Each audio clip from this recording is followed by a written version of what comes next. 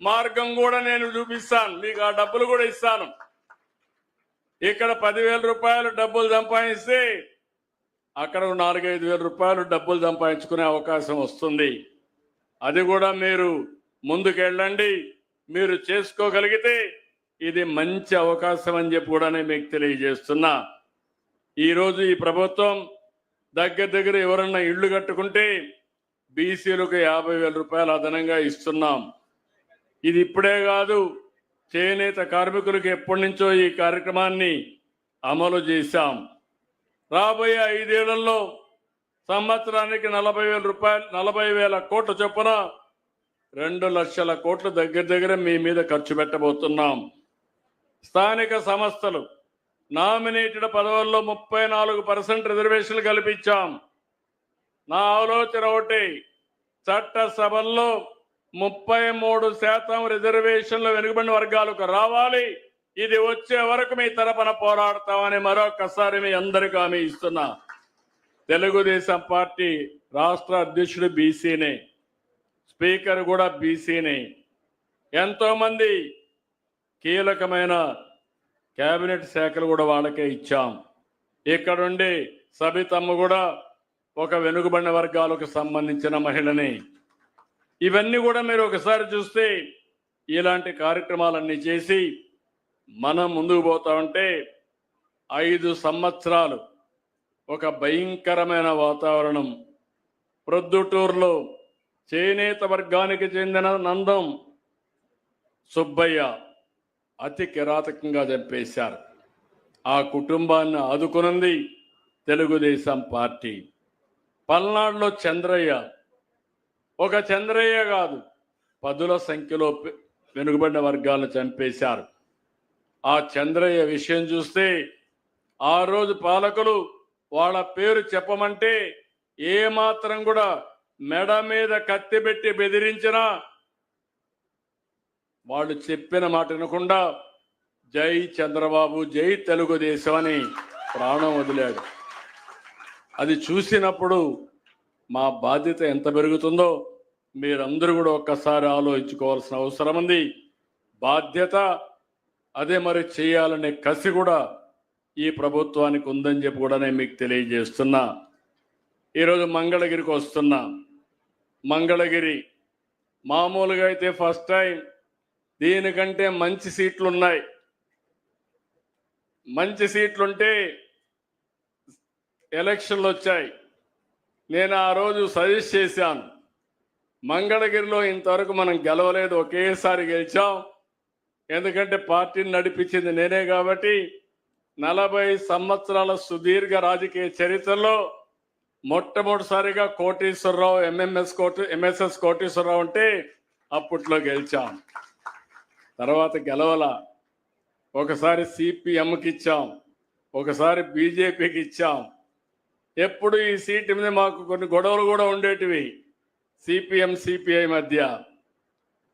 కానీ ఇవన్నీ చూసిన తర్వాత మనం గెలవలేదు, మన కార్యకర్తలు హుషారుగా లేరు కాబట్టి లాస్ట్ మూమెంట్ పోతున్నారు కాబట్టి ఆలోచించమని నేనైతే సజెస్ట్ చేశాను.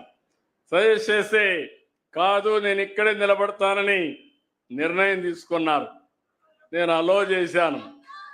అది అయిన తర్వాత 5,000 ఓట్లతో ఓడిపోయాడు. ఓడిపోయినప్పుడు అన్నాడు, నేను ఎక్కడైతే ఓడిపోయానో అక్కడే భయంకర అద్వితీయంగా గెలవాలి, మంచి మెజార్టీతో గెలవాలని పట్టుదలతో ముందుకు వచ్చాడు. అది అతని పట్టుదల.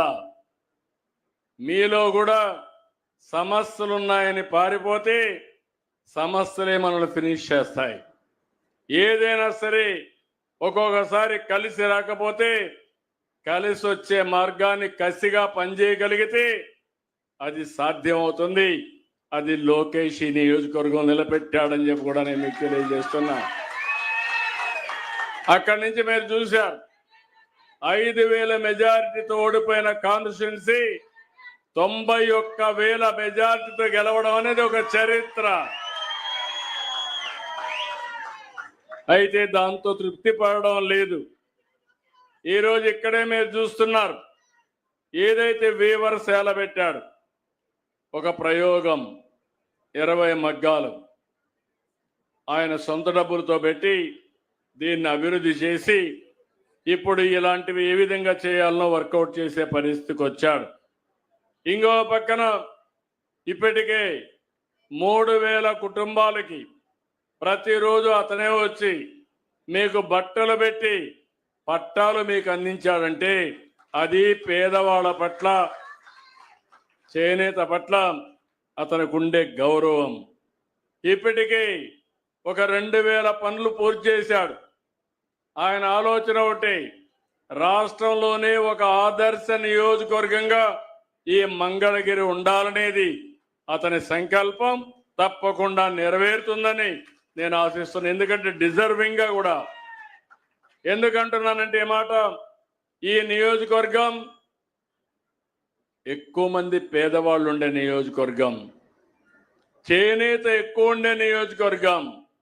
ఒక నాయకుడు దూరదృష్టితో ఆలోచిస్తే, అన్ని విధాలా ఆలోచించి కార్యక్రమాలు చేపడితే మీ ఆదాయం పెరుగుతుంది, మీ జీవన ప్రమాణాలు పెరుగుతాయి.